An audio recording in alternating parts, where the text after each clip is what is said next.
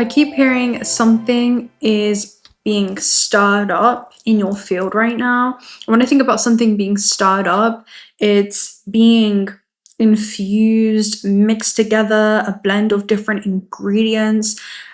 And I keep hearing sustenance for the soul. It's something of substance that is being infused within you right now. It definitely feels like a fusion or a blend.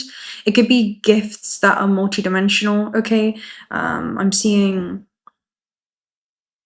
fractals of consciousness and octaves of yourself in which you're able to streamline these abilities through. If you think about multidimensionality and authenticity, it's blending your most otherworldly gifts and expressing that.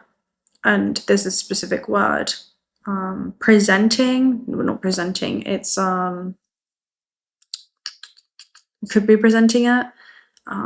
It's being embodied or shown through example from you, expressing, presenting something that is emanating from your being. That's the type of energy that's coming through. E is really significant as well. So A, B, C, D, E. E is a fifth, the fifth letter. So it's a 5 vibration. 5 is all about changes. It's all about action, movement, transformation, sudden shifts that begin to occur. Anyway, this message, we're just streamlining, but I have an astral travel message that I've anchored in from last night. I wasn't even expecting to do it today, but Spirit was like, you need to do this today. So it's something that you need to hear right now.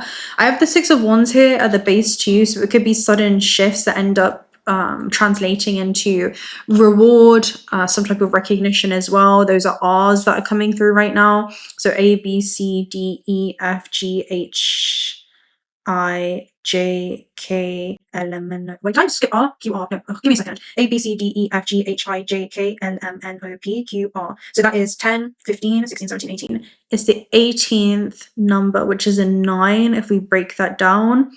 So 9s are all about endings that are happening. So an ending is bringing about a change in your energy. That's how I'm seeing it. And it's also about a release that allows you to receive something. It could be the release 5, okay, a decision that you're making to change something, and it's leading to a change in the journey that's unfolding because you're changing your choices. That's leading to the unfoldment of a new journey that you're seeing emerge. I'm not seeing before you, it's emerging from you. So I'm seeing this as you actually changing and not shifting at the, oh my God. All right, there's just, you know this, all right, you already know this thing is just silly, like we could just telepathically talk about this. Anyway, human things. All right, so I have an astral travel message from last night, and again, I really wasn't expecting this, but it has to come through. So the first scene was in a really big house. Houses are quite symbolic of the actual soul's architecture and expression in the astral realm. And when I say it was a huge house, it was absolutely massive. It had lots of intricate corridors and rooms, and I was also speaking about more of the subtle realms when I was there. So I was seeing that as something that's centered within you right now. There is something that's centered within you, and there's so many different layers of consciousness that you're able to retrieve. Let's just say dimensions that you're able to retrieve or access information that occupies those realms. And you are somebody that, I'm hearing, enters into the forgotten realms and returns with this knowledge. And that knowledge translates into your life experience because you're acting on some kind of innate internal direction that the heart is guiding you, and it becomes just evident in how things materialize, or at least it will be. You being able to honor your intuition translates into your life experience. That's the first message. The next scene I saw was somebody operating in fear and seeing lower frequencies or thought forms in your field, and they manifest as very particular archetypes, and you'll feed into those archetypes the more that you are in fear. So you'll lower your frequency immediately, and you realize that you were just fighting the mirror. And it reminds me of a transcendent teaching that I did. I'll link it down below, and it's basically about I think it's named the something around how powerful you are, but this is the truth that no one tells you when it comes to just archetypes, entities, and beings. Anyway, I saw it as you operating in love and somebody transforming a lower dimensional being into a higher dimensional being, and it began to dissolve the moment that your heart space opened, and I saw it basically open up this powerful vortex around you. So that could be you loving even the fearful aspect of yourself and understanding that fear and love can coexist. And I'm hearing inhabit within you. These ecosystems or natural habitats can harmoniously coexist. I'm seeing this as your awareness to the more subtle realms and how that translates into your life experience, and how much of your life is influenced by the unseen, energetic, emotional, and mental layers beyond the physical. The physical is the last thing to happen. And what I'm seeing is there is a lot that's happening within your inner world. There's a lot that you're dissecting, analyzing, and exploring that is going to lead to some type of divergence point, some kind of divergence point of what life looks like moving forward, being able to honor and act and support your intuition in this way as well. And no longer fighting that collective thought form that's existing within the field. That could be fear that comes up. It just feels like mastery over the mind, to the point where when there are fearful thoughts that penetrate your field, you're able to recognize that fear doesn't belong to you, or it doesn't stem from you or originate from you, and therefore you transform your relationship to it. And that's what a true alchemist does. It transforms their relationship to a thought or an emotion, and that's you embracing your multidimensionality of the house, because you're saying there's more than one way to think about a same circumstance, there's more than one way to feel about it, and there's more than one way to experience it. And that is the paradox. And I'm seeing the walking enigma of you and life in this third dimensional plane, essentially in this terrestrial plane. For some reason, I keep almost shuffling this deck, so I think I'm going to shuffle the deck and see what comes through. But yeah, something that's reorganizing. The heart space is also creating a powerful vortex. And in the end, the last scene I saw was basically I was hearing enchanting music on a staircase, and I'm seeing this as something that's incredibly enchanting. It could be you moving through these different levels of awareness, through this resonance and coherence, instead of just struggle and internal force. It's just something that has been suppressed that you're able to alchemize, and something that used to weigh you down that no longer will be, or no longer is in the way that it was. All right, so we have the Eight of Cups, we also have the Devil. These have both come up kind of reversed. So I'm seeing it as something that you could have been going back and forth on, like, should I do it? Should I not? Type of energy. I'm almost seeing that. The Devil is more psychological around, do I walk away from this or not? It could even be... See, the Eight of Cups energy is basically somebody being present in their reality, like they're physically there, but mentally, emotionally, energetically, they are elsewhere. They are not really there. And I'll give you an example. If that's in a relationship, it could be, all right, the comfort of this relationship and the known of it and the familiarity is something that has kept me here. And I fear the unknown of what my life would look like as I make a new choice that leads to the unfoldment of a new journey into an unfamiliar timeline. Yet, that familiarity is also unfulfilling, whereas there's something that's more fulfilling for you, but it's going to be in a terrain that is unfamiliar to you.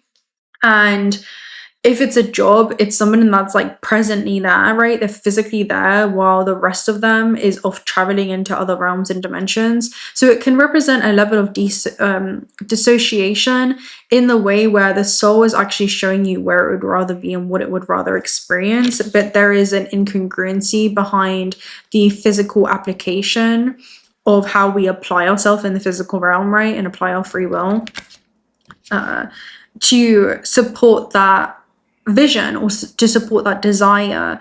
I'm seeing the more subtle realms that your consciousness has been traveling to that show your deep-rooted desires.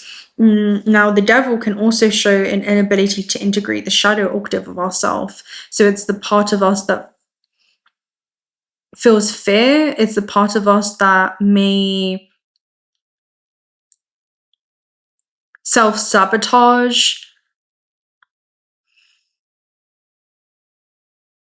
something new, and the longer we postpone releasing what's not for us, the longer we also postpone the new from coming in, or us being able to experience the new.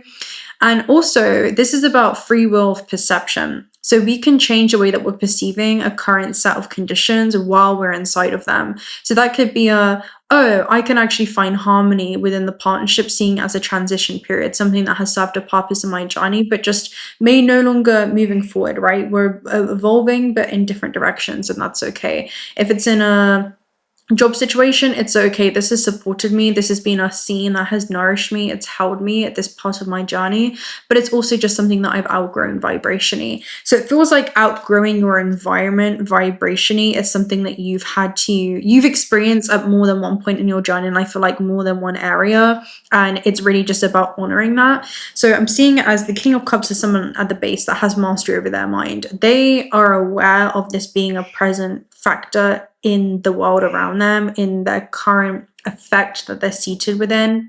And there's beauty in being able to have lucidity, being an ongoing state of awareness, because you can now gently guide your life towards your chosen direction. And it's going to require certain physical alignment. We also have the Page of Wands. So it's a creative spark that you ground into the physical realm, and that opens up new timelines of experience for you. So it's from mind to matter, right? It's somebody anchoring something from an idea that they have, a vision that they have, and taking inspired action on it.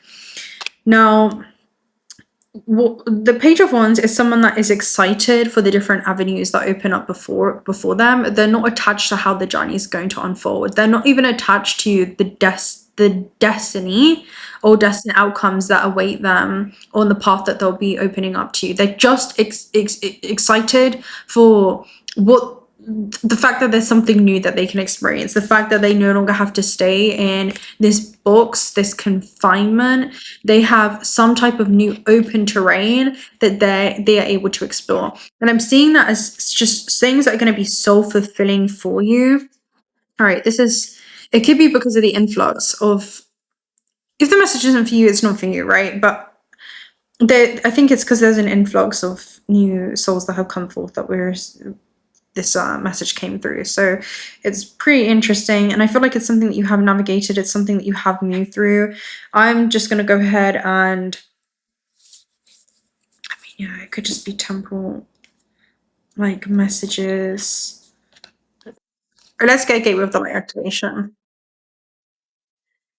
You have Crown Chakra and Lemurian seed codes. Living with Grace, Lemurian seed codes, is talking about your sensitivity being a gift. You've been sensitive to a lot of energy within the subtle realms that you've been picking up on. And it talks about living according to that sensitivity being a gift, because again, your intuition has been guiding you somewhere, and it's about you honoring that. Now, Lemurian seed codes and the Lemurian energy was over feminine, and it lacked the masculine embodiment. The message that's coming through is there are ways that we must apply ourselves in the physical material existence. We can't just be in la la land in our mind and seek escape. The only way that you escape or become the glitch in the matrix is to see through the illusion of it clearly. How would it be like to move through life from a Lemurian lens of, okay, I am everything, I'm connected to everything, and everything is me. What opportunity am I granting myself? Where am I sending myself invitations through everything around me to do something that I haven't done before, to embody a way of being that I haven't been able to embody before? Because Crown Chakra upgrade is divine, miraculous energy. It's about creating from the crown. It's where you essentially arise to higher levels of consciousness, and you have karmic ball clearing, which is clearing any unconscious cause and effect or karma that you no longer want to experience. It's, okay, universe, I have experienced this through the lens of suffering, and I now choose to experience this through the lens of liberation. I choose to alchemize and transform my relationship to my current set of circumstances, and I'm open to new experiences unfolding before me. That's what this is. It's making decisions with love. It's making decisions from the highest self, the highest expression of where you can no longer reject or abandon this soul calling for something that would allow you to infuse your experience with far much joy once again. How can we begin to support our life in such a way that we begin to fall so deeply in love with it? How can we become so deeply in love with the illusion that we're immersed in once again? And this often stems from making decisions that align with your integrity and no longer compromising that. And this is what it feels like. We can no longer see, once consciousness wakes up, it can no longer stay in situations or continue operating in ways that it once did that are incongruent. We will only feel a dissonance or fall out of harmony when we fall out of alignment with ourselves and our true essence. Anything that does fall into decoherence can restore electrical communication and come back into coherence. And this just feels like you coming back into the relationship that you have with yourself. What do you need most in this moment?